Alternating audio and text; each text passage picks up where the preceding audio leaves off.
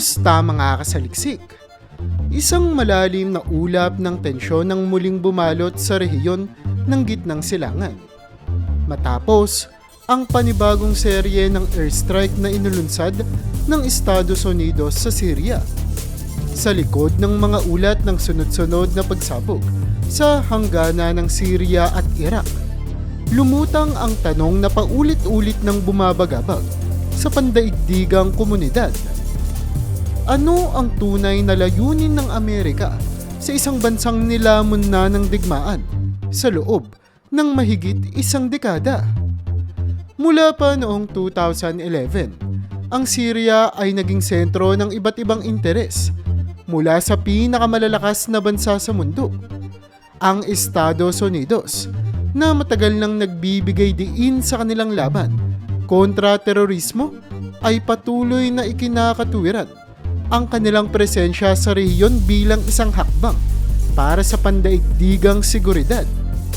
Subalit, ang mga kamakailang pag-atake ay nag-iwan ng higit pang tanong kaysa sagot, lalo't ang mga target ay tila mga grupo at infrastruktura na hindi laging direktang kaugnay sa mga grupong itinuturing na terorista. Noong nakaraang linggo, isang drone strike ang iniulat sa isang kampo malapit sa lungsod ng Al-Bukamal, isang lugar na madalas iugnay sa mga pro-Iranian militias. Ang Pentagon ay naglabas ng pahayag na nagsasabing ang naturang operasyon ay tugon sa mga banta sa mga tropang Amerikano na nasa rehiyon. Gayunpaman, ang mga ulat mula sa mga lokal na tagapagbalita ay nagsasabing ilang sibilyan ang nadamay sa pag-atake, kabilang ang mga kabataan na walang kinalaman sa labanan. Ang mga eksena ng durog na mga bahay at naghihinagpis na pamilya ay nag-udyok ng galit sa iba't ibang panig ng mundo na nagtanong kung ito nga ba ang hustisya o isa lamang panibagong kabanata ng lumang kwento ng kapangyarihan. Sa likod ng usok at abo ng bawat airstrike, makikita ang mas malalim na interes na tila nagdidikta sa bawat kilos ng Amerika.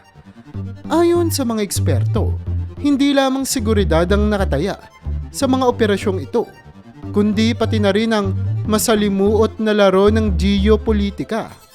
Ang Syria, na tinuguri ang dugtungan ng silangan at kanluran, ay isang mahalagang piraso ng chessboard para sa mga bansang nais pahinain ang impluwensya ng Iran at Russia sa rehiyon. Sa bawat bomba na bumabagsak, tila hindi lamang ang kalaban ng target, kundi pati na rin ang pagwasak sa anumang balakid na maaaring magdulot ng panibagong balanse sa kapangyarihan. Habang naghahanap ng katiyakan ng mundo, tila mas lalo pang nagiging hindi malinaw ang hinaharap ng Syria. Ang mga layunin ng Estados Unidos ay madalas pinapalamutian ng mga salitang tulad ng pagpapanatili ng kapayapaan at pagprotekta sa mga inosente. Ngunit ang mga pagkilos na nagiiwan ng takot at pagkawasak ay tila nagkukubli ng mga mapanlikhang intensyon. Sa gitna ng ingay ng mga drone at pagsabog ng mga bomba, ang mga pangkaraniwang tao sa Syria, ang mga magsasaka, manggagawa at mga bata ang patuloy na nagdurusa sa gerang tila walang katapusan. Sa kabila ng mga pahayag mula sa mga opisyal ng Amerika na ang kanilang mga aksyon ay isinasagawa upang tugunan ang pandaigdigang banta, malinaw na ang mga motibo ay hindi lamang para sa seguridad. Ang estratehikong lokasyon ng Syria, ang mga natural na yaman nito, at ang pangakong ito'y magiging bahagi ng mas malaking balangkas ng kontrol sa gitnang silangan ay mga salik na hindi maaaring ipagwalang bahala. Sa bawat hakbang ng Amerika, kapansin-pansin ang hindi mawaring koneksyon nito sa mas malawak na plano ng geopolitical na dominasyon. Habang ang pandaigdigang komunidad ay naghahanda ng mga pahayag ng pagkondena at panawagan para sa hustisya, Patuloy na nabubuhay ang tanong na tila walang sagot. Kailan nga ba magtatapos ang digmaang ito? Para sa mga pamilya na nawala ng tahanan, ang mga pangako ng proteksyon ay tila hungkag na mga salita. Ang hinagpis ng mga biktima ay nananatiling tahimik. Ngunit ang kanilang mga kwento ay sigaw na umaalingaw-ngaw sa bawat sulok ng mundo. Sa isang mundo kung saan ang kapangyarihan ng nangingibabaw, ang Syria ay tila nagiging larangan ng mga ambisyon na hindi nauubos. Sa bawat bomba na bumabagsak, hindi lamang lupa ang nadudurog, kundi pati na rin ang pag-asa ng isang bansang matagal nang nagdurusa.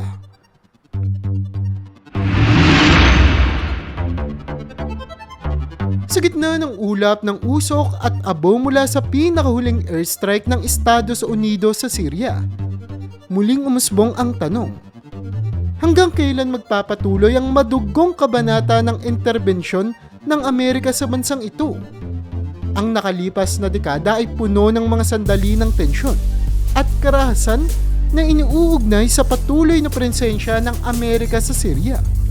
Kaya naman pag-usapan natin ang mga nakaraang naging pag-atake ng Amerika na nag-iwan ng malaking marka sa rehiyon. Sa ilalim ng administrasyon ni Pangulong Barack Obama, inulunsad ang Operation Inherent Resolve na layuning tugisin ang ISIS. Ang unang serye ng airstrike noong Setyembre 2014 ay tumarget sa mga kuta ng grupo sa Raqqa, ang tinaguriang de facto capital ng ISIS.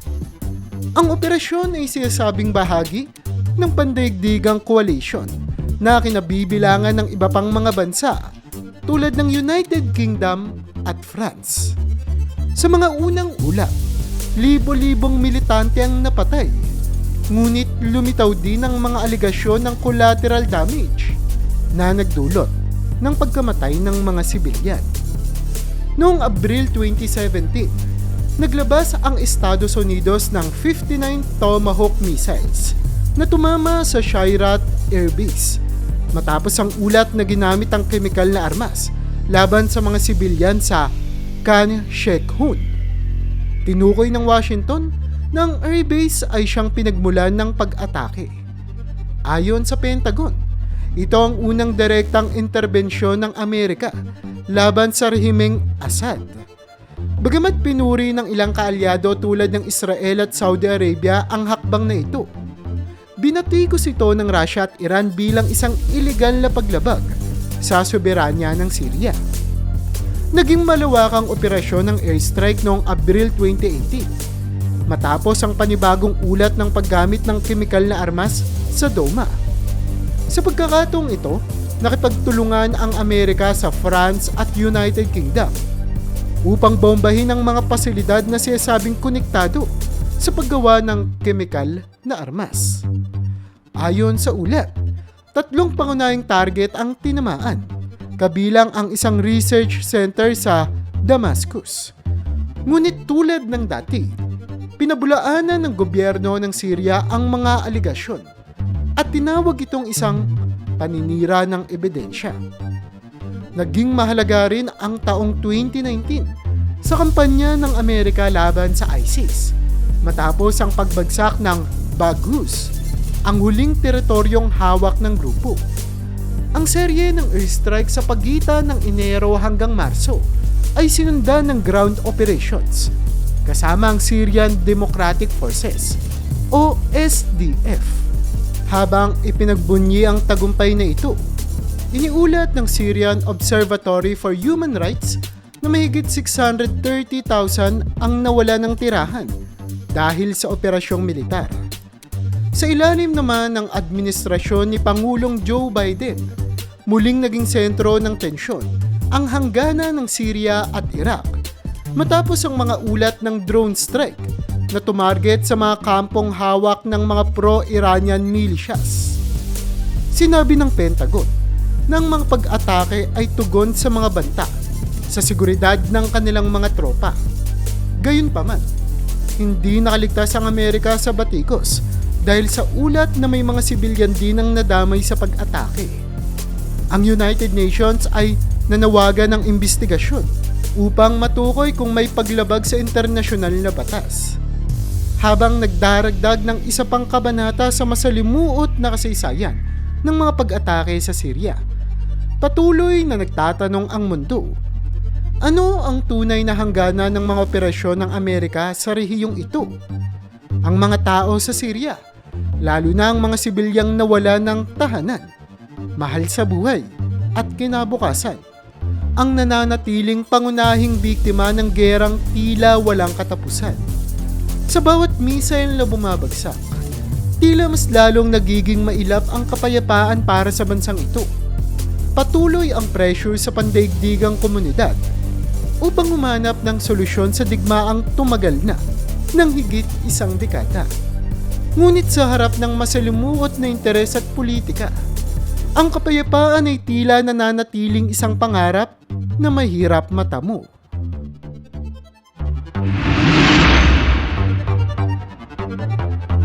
Habang patuloy na nagliliyab ang hidwaan sa Syria, hindi lamang bomba at bala ang sumisira sa bansa, kundi pati na rin ang pagyurak sa mga karapatang pantao.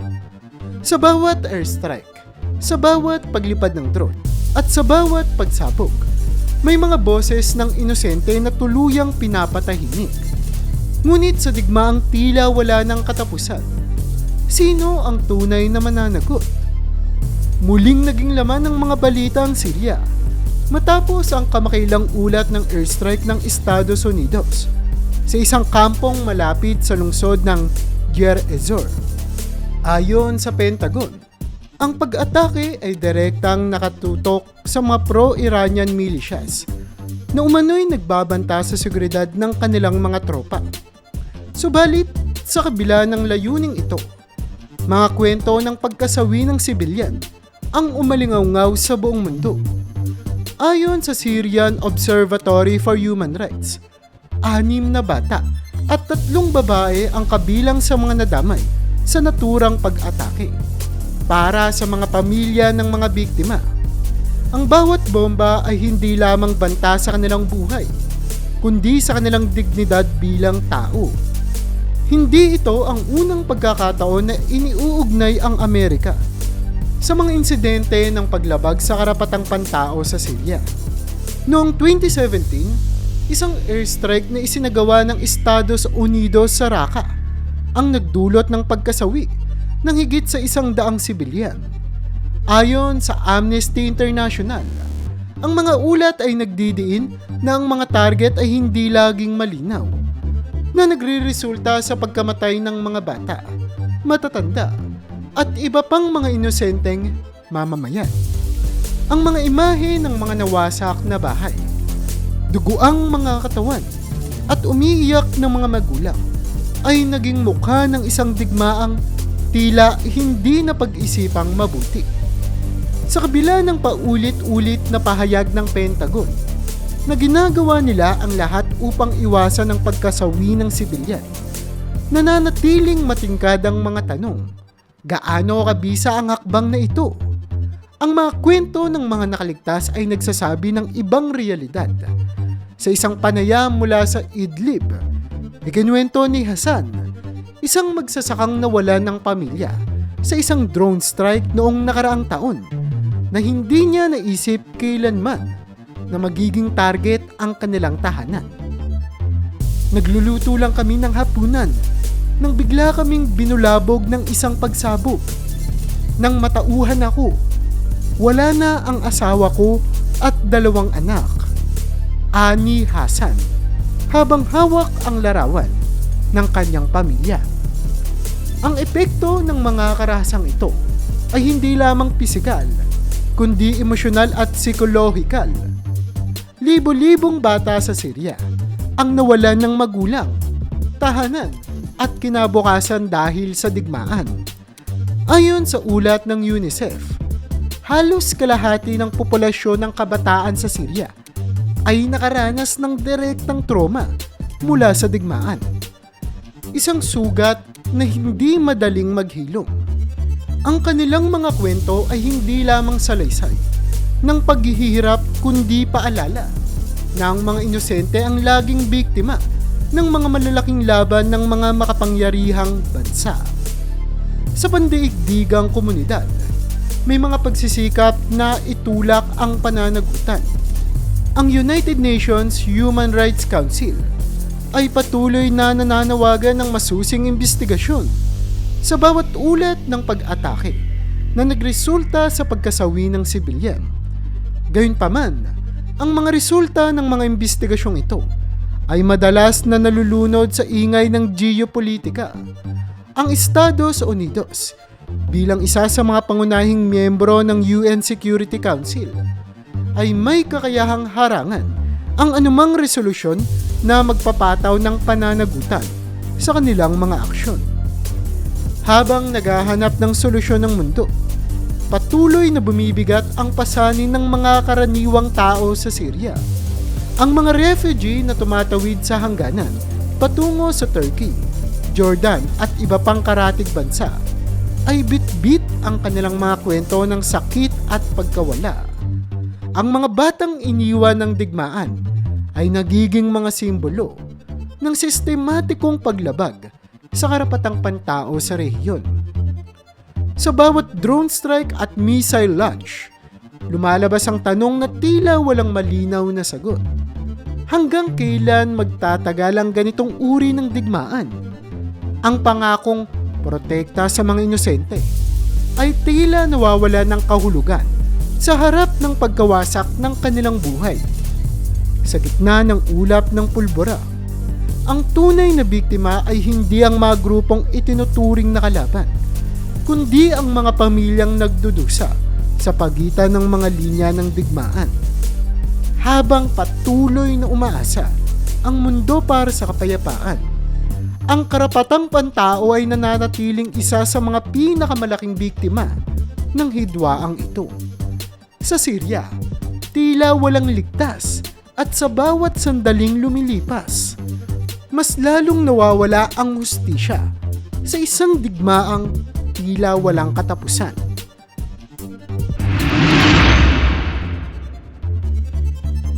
Habang muling bumabagsak ang mga bomba at umiigting ang tensyon sa Syria, isang makapangyarihang anino ang hindi may kakailang nakabantay, ang Russia.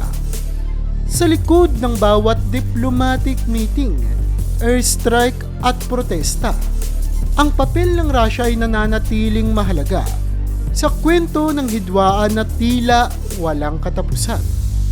Ngunit ano nga ba ang tunay na papel nito?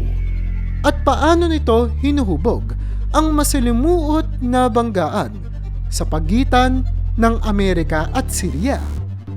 Simula pa noong 2015, opisyal na pumasok ang Russia sa digmaang sibil ng Syria bilang isang tagapagtanggol ng rehimeng Assad sa pamamagitan ng mga airstrike at direktang suporta sa militar. Pinatatag nito ang posisyon ni Bashar al-Assad laban sa mga rebeldeng grupo na suportado ng kanluran, kabilang na ang Amerika. Ayon sa ulat ng Kremlin, ang kanilang layunin ay tulungan ang Syria sa paglaban kontra terorismo. Gayunpaman, para sa Amerika, ang presensya ng Russia ay higit pa sa usaping seguridad. Isa itong pagpapamalas ng kapangyarihan na nagpapainit sa geopolitikang tensyon. Noong 2016, naging pangunahing isyu ang pagkakasagupa ng mga interes ng Amerika at Russia sa Aleppo, ang dating economical na sentro ng Syria. Habang suportado ng Amerika ang mga rebeldeng grupo, ginamit naman ng Russia ang kanilang puwersang panghimpapawid upang muling makuha ni Assad ang kontrol sa lungsod. Sa prosesong ito, iniulat ng mga human rights organization ang malawakang paglabag sa karapatang pantao, kabilang ang pambobomba sa mga ospital at eskwelahan. Sa bawat pag-atake, nagkakaroon ng mas malalim na sugat ang relasyon ng dalawang makapangyarihang bansa. Ngunit ang presensya ng Russia ay hindi lamang limitado sa larangan ng digmaan. Malaki ang papel nito sa diplomatikong aspeto ng hidwaan. Sa mga negosasyon tulad ng Astana Peace Talks at Sochi Summit, ginamit ng Russia ang kanilang impluensya upang iposisyon ang kanilang sarili bilang tagapamagitan sa pagitan ng iba't ibang puwersa. Bagamat layo nitong ipakita ang sarili bilang tagapagtaguyod ng kapayapaan, hindi maikakaila na ang mga negosasyon ay pabor sa rehimeng Assad at sa mga interes ng Moscow. Ang pakikilahok ng Russia ay tila bahagi ng mas malawak nitong layunin: pahinain ang impluwensya ng Amerika sa gitnang silangan. Ang Syria ay nagsisilbing estratehikong lokasyon para sa Russia, hindi lamang dahil sa pagkakaroon nito ng naval base sa Tartus, kundi pati na rin bilang simbolo ng kanilang pagbabalik bilang pangunahing puwersa sa geopolitical na eksena. Sa mata ng Moscow, ang pagtulong sa Syria ay paraan upang ipakita sa mundo na ang Russia ay hindi na isang bansa ng nakalipas, kundi isang makapangyarihang estado na kayang humamon sa dominasyon ng Amerika. Gayunpaman, ang ganitong hakbang ng Russia ay nagdudulot ng direktang banggaan sa Amerika. Sa bawat pagkakataon na nagpapatuloy ang Russia sa pagsuporta kay Assad, lalo namang tumitindi ang mga hakbang ng Amerika upang pigilan ang paglawak ng impluwensya nito. Ang mga drone strike na isinasagawa kamakailan lamang ay isa ring malinaw na mensahe.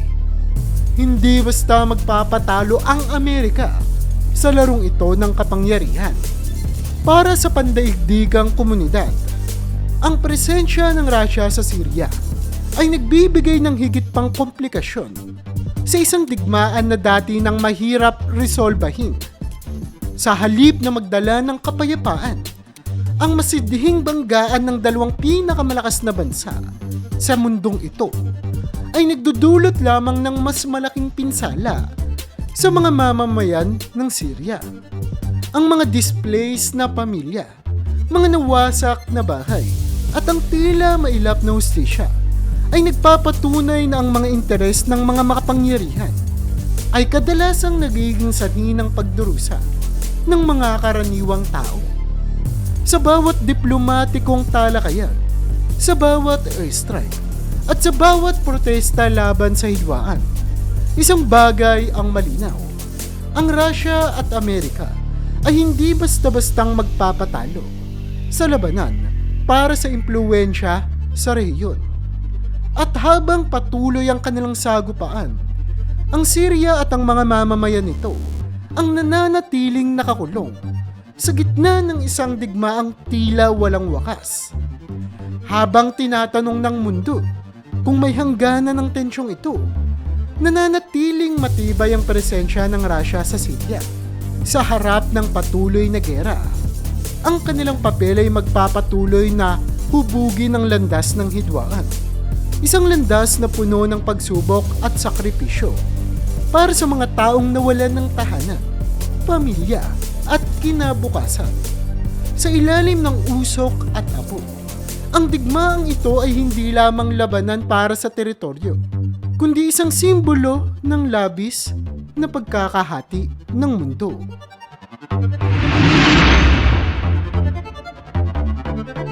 Sa bawat drone strike at missile na inilulunsad ng Estados Unidos sa Syria, hindi lamang tanong ng moralidad ang bumabangon, kundi pati na rin ang legalidad ng mga aksyong ito. Habang iginigiit ng Amerika na ang kanilang mga pag-atake ay kinikilangan upang mapanatili ang pandaigdigang seguridad, patuloy namang tinatanong ng mga eksperto sa internasyonal na batas at pandaigdigang komunidad: lehitimo ba ang mga pag-atake? At sino ang dapat managot sa mga collateral damage na dulot nito? Noong Abril 2017, ang Estados Unidos ay naglunsad ng isang serye ng Tomahawk missiles na tumama sa Shayrat Air Base. Isang hakbang na inilarawan ng administrasyon ni dating Pangulong Donald Trump bilang tugon sa paggamit ng kemikal na armas. Sa mga mata ng marami, ang pag-atake ay isang mabilis na hakbang upang bigyang diin ang pagkondena ng Amerika sa paggamit ng mga sandatang kemikal. Ngunit sa ilalim ng internasyonal na batas, ito ay agad na tinanong, lihitimo ba ang naturang hakbang? Ayon sa UN Charter, ang paggamit ng puwersa sa teritoryo ng ibang bansa ay mahigpit na pinapahintulutan lamang sa dalawang sitwasyon. Kung may pahintulot mula sa United Nations Security Council o kung ang bansa ay gumaganap ng self-defense laban sa isang agarang banta. Sa kaso ng Amerika, wala itong nakuha na pahintulot mula sa UN at ang kanilang argumento na ang pag-atake ay proportional response sa krimen ng kemikal na armas ay naiwan sa usapin ng interpretasyon.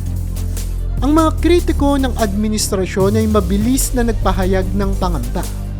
Sinabi ni Mary Ellen O'Connell, isang profesor ng international na batas, na ang aksyon ng Amerika ay malinaw na isang paglabag sa internasyonal na batas. Walang malinaw na agarang banta sa Estados Unidos. Ang paggamit ng kemikal na armas, gaano man kahindik-hindik, ay hindi otomatikong nagbibigay lisensya para sa unilateral military strikes. Ani O'Connell sa isang pahayag. Hindi lamang sa internasyonal na batas, naging kontrobersyal ang mga hakbang ng Amerika, kundi pati na rin sa sarili nitong konstitusyon. Sa ilalim kasi ng US Constitution, ang Kongreso lamang ang may kapangyarihang magdeklara ng digmaan. Gayunpaman, ang mga modernong administrasyon, kabilang na ang kay Trump at Biden, ay umaasa sa tinatawag na Authorization for Use of Military Force o AUMF na ipinasa noong 2001. Ang AUMF ay orihinal na nilikha bilang tugon sa mga pag-atake ng 9/11, ngunit naging malawak na ginagamit bilang basehan para sa iba't ibang military intervention sa buong mundo. Para sa mga kritiko, ang paggamit nito sa Syria ay pang-aabuso sa intensyon ng batas. Ang pinakahuling insidente ng drone strike na isinagawa ng Amerika sa silangang Syria noong 2023 ay muling nagpatindi ng diskusyon ukol sa legalidad ng mga ganitong aksyon.